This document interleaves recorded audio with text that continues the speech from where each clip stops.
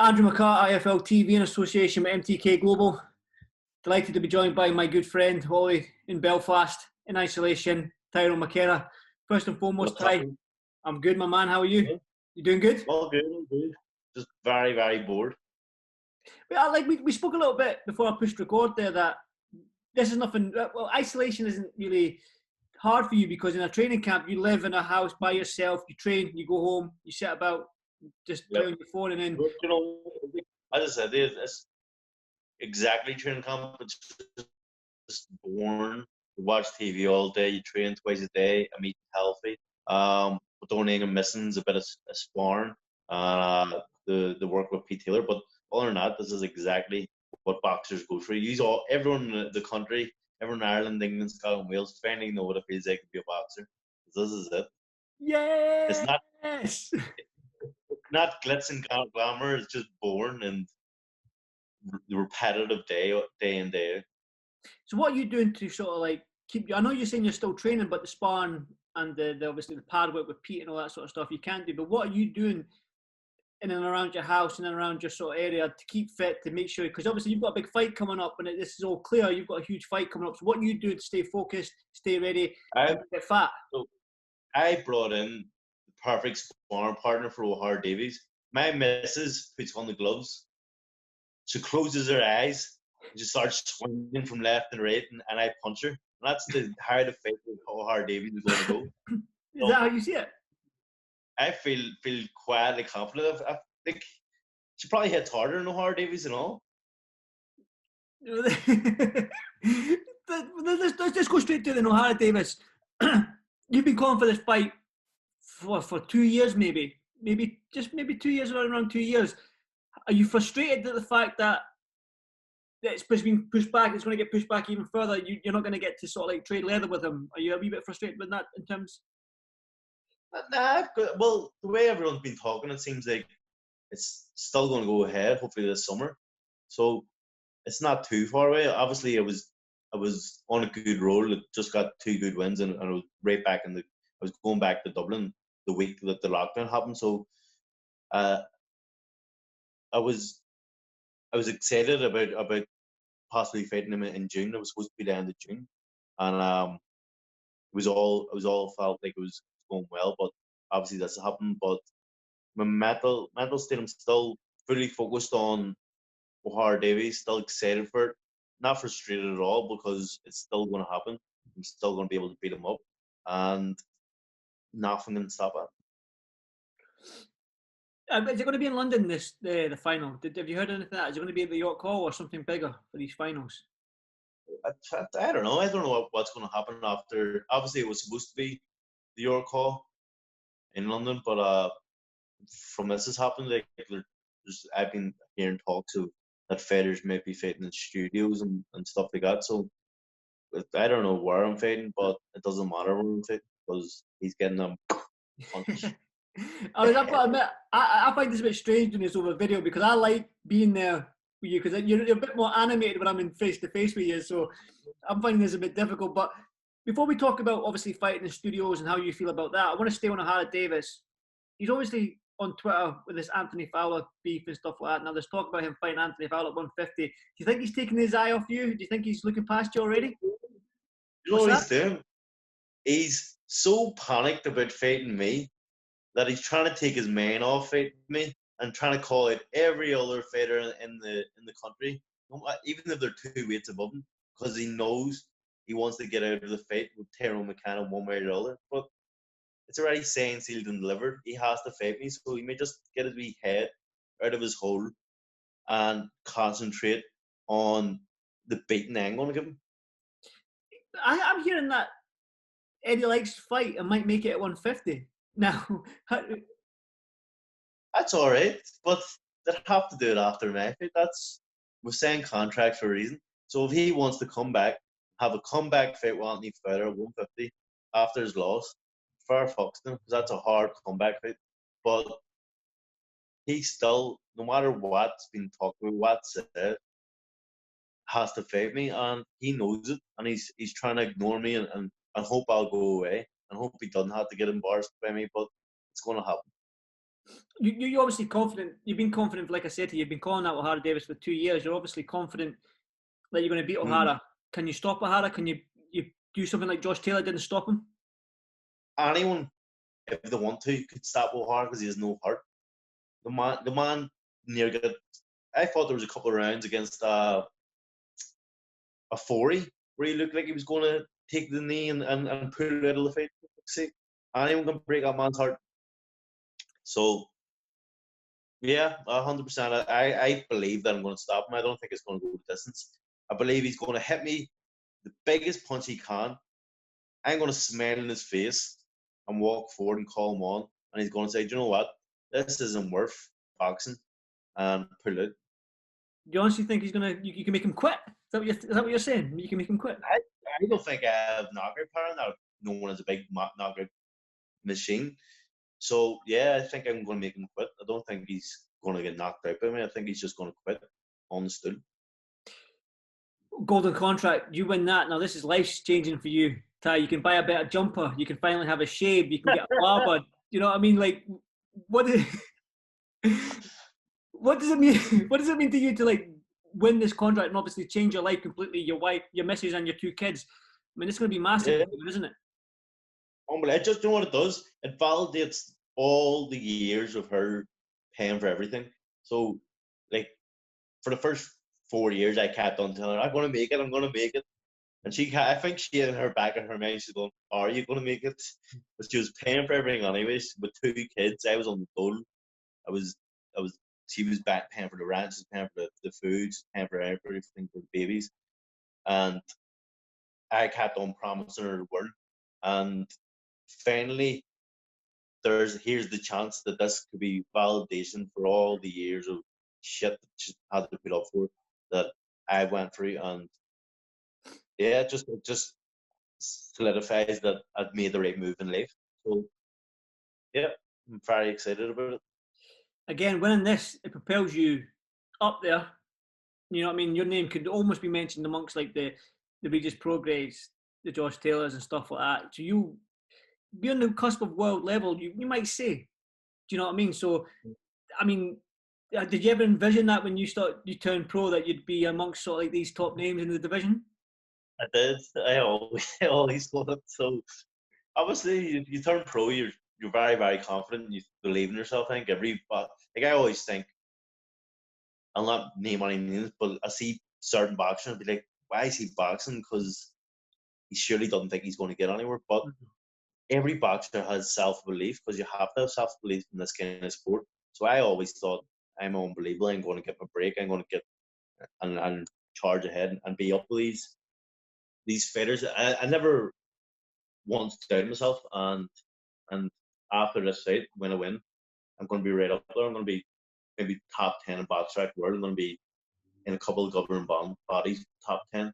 And the world's my oyster. Definitely. You're world's your oyster, but what's going on with that beard, mate? I've got to ask. I mean, why don't you shave the beard off and just keep that mustache? Because that mustache would be a killer. That's why I'm growing it. Because I'm like, right, I'm in lockup, so I may as well just sit here, grow my hair, grow my beard, and then after, I'll hopefully have nice wavy long hair and a big and a massive mustache. This mustache is going to be insane. I can't wait. Like the old school fighters that used to twist it like that. No, I might even have a handlebar. Who knows what I'll have? I don't know what I'm going to do. Yes. But this lockdown has really helped me grow my beard and grow my hair. So I'm looking. You know what? If you grow a handlebar mustache, I'll grow one as well. Never go. Bang. Muscle state. Handlebar mustache. Brothers. Yes, try to get it out there. Nearly got it out. How are you feeling being at home? This is probably the longest you've been home for, gosh knows how long, but how are you finding it? It's not too bad. Like it's relaxing, but it's hard to keep motivated when there's so much uncertainty. So, like, my kids will have a junk food for dinner, and I'll be like, I'll have a wee bit of that and stuff like that. So it's hard to keep focused on just boxing because you are around your family and you're relaxed and you're enjoying your time, and we're going out on walks and upstairs watching a lot of films there and stuff, and playing board games and stuff. So it is lovely to have a lot of family time, but I'm just now itching to get back to the gym and training. I've had my fill. I've had my fill of full time daddy. Full-time daddy or full-time boxer? No, it's they both have their rewards. They're both good. Definitely. I just want to go back to the OHARA Davies thing. What did you actually, when you saw that stuff on Twitter with Anthony Fowler and them wanting to fight him and stuff like that? What was your initial reaction when you saw that? Were you like, "Oh, come on, man, you still got to fight me," or did you think that's a big mistake if you go ahead with Fowler? I genuinely believe he's trying to keep his mind off fighting me. He doesn't want to dwell on it too much because he's in the house. He's trying to get to sleep, and he's only visioning TYRONE McKENNA beating him up, and he's thinking, I need to get this off my mind. So he started a pretend beef with Anthony Fowler, but he never intends on fulfilling, just to keep his man occupied, because he knows he's in for a hit. Do you think he's running scared from you? Do you think he's scared to fight you? Yeah, I do. 1,000,000,000%. So why, He doesn't even. So why pick on somebody 2 weights above him then? Just because it's like, well, not pick on Fowler, but why? No, he knows it's not going to happen. He knows for a fact Anthony Fowler can't make 150, and he knows for a fact as well he could never fight at 150 because he's not that big. So he's picking on people who can't fight, so he can have a beef, he can enjoy his wee time, take his mind off things, but he knows nothing's ever going to come off it. He doesn't want to start a beef with me because then there's a lot of pressure on him coming into his next fight, and he doesn't handle pressure well when it comes to fights. See, I was half expecting to go on Twitter and see you jump in the middle of it and be like, "You've still got to fight me. Stop." You know. I said that today. Oh, did you? No, and the other day. Did you? I didn't see it. And he doesn't reply. That's a bit strange. Interesting. I think he's got. I think Eddie's doing like an e-presser with him and Fowler or something along them lines. He's doing a joint interview with him. Have you heard anything about that? Yeah. I got Matchroom matching me today about it. And they said, like, we're done now with Fowler, but we made sure that you were matching 6 or 7 times that yours are fighting each other and blah blah. We're not trying to take away from that. So I mean, like I said to you, man, it does seem like a bit strange that you're sort of like your fight's a big fight with OHARA, but then they're going for the Anthony Fowler thing. But it's just a lockdown. I think everyone's just trying to entertain themselves with anything possible. There's nothing really happening in the sport at the minute, so whatever's baiting, they're gonna jump on. I know, but how are you keeping like with the? Have you got any like tips for lockdown? What are you watching like in terms of films and because you said you were watching films with the kids and stuff like that. What's your top tip? Is it the one? Well, in fact, plug the film you were in so people can watch the film you were in. Everyone watched the Mighty Celt. That's a film, not my meat boxing. The Mighty Celt film. I was the main actor. Unbelievable film. Pass a few hours, you and the kids, you'll enjoy it. The Mighty Celt starring TYRONE McKENNA. How old were you when you done that? I know. 15. 15? See, the thing is, boxing's a short career, but you can act until you're 80. No. See, I'm not even joking. My thinking during when this was happening, I was like, right, when I was 20, I just I'd left boxing for a year, and I said to myself, we'll go back into acting or we'll go back into boxing because I'm going to do something. I'm not going to work on my life because I'm terrible working. And I said to myself, look, I'll go into boxing, I'll try my hand at that. If I get far, I get far. If I don't, I've always got acting to fall back on because you can be 50 years old in that. So I'm a guy, I don't want to be a guy that's in two things, acting and boxing, because you're either in it 100% or you're not. And I'm at 100% in boxing. And then when this is finished, I'm 100% back into acting. Do you think you'll make Hollywood? Of course. Give him a look. I have Hollywood red all over me. Mate, you'll have it once you get that mustache, I'm telling you. Burt Reynolds. Get a lot of porn interviews. Porn I'll be your first interviewer, man. Let's do it. You've been doing a lot of Instagram sort of live videos. I've seen you do a lot of Instagram live and a lot of interviews. Have you been getting more interviews since lockdowns happened? A lot of sort of invitations? It's mental. My phone, I must do 3 interviews a day, 2 interviews a day. It's easy. Every day. Kills the And time. I have to turn people down every other day because I can't just be sitting here on on interviews all day. And then I've got a lot of people asking me to do Zoom training sessions with them. So I've got like GA clubs, football clubs around the area all ask me to come in and do 40 minutes. So I'm doing that quite regularly as well. So I'm keeping busy with interviews and PT. I'm a PT now. Fucking acting, PT, boxer. I mean, you've got it all. So well done to you. Are you missing Tyrone McCullough? You must be. I am. I'm just missing the crowd. Like seeing the same three people every day, all day. Like I haven't left the house. Well, I've just been times I leave the house just for running, and that's it. So it's getting like well, no, I can't even have a new conversation with my missus because there's nothing to talk about. We're literally in the same house all day. So I just need to get out and eat food with other people and I don't know, train with other people and have the crack. It's just very boring. What's the first thing you're going to do, Ty, when sort of like the restrictions are sort of softened up a little bit? What's the first thing you're going to do? Are you going to stay professional and get something nice to eat, or are you going to go full hog, get the pizza, the ice cream, and all that? I'm not into that kind of food. I don't think I cook nice food, but nah, it depends. It depends when my fight is. If this lockdown ends and say you're fighting in 8 weeks, I'm staying professional. I'm just excited about going straight down to Dublin, getting my hotel room sorted, and training my body off. I didn't think I would miss it, but I miss training like and I miss dad, I miss everything. Just miss boxing, so I'm just excited about boxing kicking off again. It's one of them things like you don't realize how much you love something until it's gone. And that's similar to me. Like I was just going to boxing shows, doing my thing, and I love boxing, but it's taken away from you. It's quite selfishly when I say it, but it's like, oh shit, I actually love doing what I do. Do you know what I mean? Yeah, Even if it's top. like even the stuff I hate, like the dad and the track work and all that, I would give a right on to be doing right now. Like it's I miss a big time. Definitely. Just can't wait to fight and get punched in the face. You love getting punched in the face, though. That's what I'll say about you. Even when people say, Ty, you're going to start boxing a little bit because you do have boxing skill and you can move a little bit, but you end up just sticking your face out like that and getting scalped. I said this already. Like, see, boxing to me, I'm not only a boxer, I'm a fan, and I know for a fact fans would rather see a man in a turret than a man being born and just winning a fight off a jab and moving.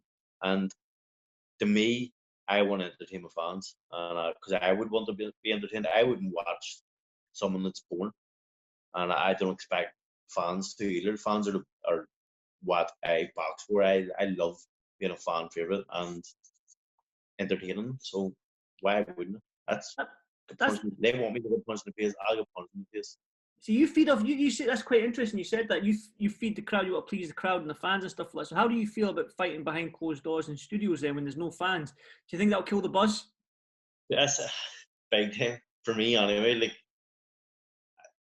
it could end up a good thing because Pete Taylor. I said to Pete Taylor about it, and Pete Taylor said, "Look, that actually is something I'm happy with because in sparring, I'm a completely different fighter. I spar completely different. I don't care about playing down any crowd because there is no crowd there, and I spar maybe even better on the fight. So Pete Taylor's excited about it that way, but to me, I just love hearing the roar of the fans and stuff like that. So, and also it gives O'Hara Davies an unfair advantage. He's used to not fighting in front of fans, and I'm not. You said it, mate. One final one before I let you go, man. You're from a fighting city in Belfast. As you know, I love Belfast. I love going there 5-6 times a year to cover the shows out there. Belfast is a great fighting city. Some great fighters in it. Now, it seems like Carl Frampton and Mick Conlon are both on the verge of becoming world champions in the next for Mick, maybe two, 3 fights. Carl, his next fight. What would it mean for the city of Belfast to have 2 world champions at the same time in Mick and Carl? Unbelievable. I think Belfast's boxing is buzzing. There'll be even more world champions coming from Belfast. I mean, Sean McComb is from Belfast and he's flying. Tommy McCarthy is on the cusp of fighting for world title. He was supposed to fight for world title a couple of weeks ago, but because of this COVID-19. And then obviously, so I just think Belfast boxing's boom, and it's a great time to be involved in boxing in Belfast. The shows are always unbelievable. And obviously, when McConnell becomes professional, when McConnell becomes world champion, it's going to give it an extra boost and an extra lift. It's just going to drive on and on from here. What that's as well. We're going to get a joint one with you, Ty, McCullough, and you do a joint interview. Get the gang back together, so to speak. We need to get it done. He should have moved in with me permanently. He moved in for first when the lockdown was happening. He moved in for like first 5 days, and it was all sweet. And then he felt he was overstaying his welcome, so he split. And then my bird wouldn't let him back. Quite right. Well, we'll try and organise something, and I'll try and get an Instagram live with you, because I think I'm going to start doing Instagram lives as well. Get that kicked off and see what that's like. But as always, Ty, thanks for doing this for IFL TV, and stay safe, man. Speak to you soon. Yeah, legends.